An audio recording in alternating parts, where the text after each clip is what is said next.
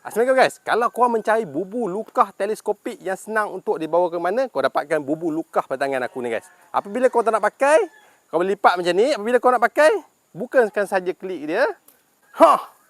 Tu jadi bubu jenis teleskopik guys. Dia menggunakan material besi spring dan juga jaring guys.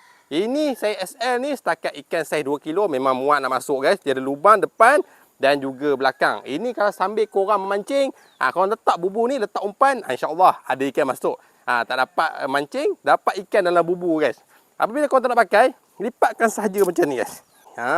Ini kalau korang nak simpan dalam kereta ke, atas motor ke, korang nak bawa 10 sekali bubu macam ni, tak ada masalah guys. Yang pada aku ni saiz SS, setakat ikan yang berskala 2-3 kilo tu memang muat masuk lah.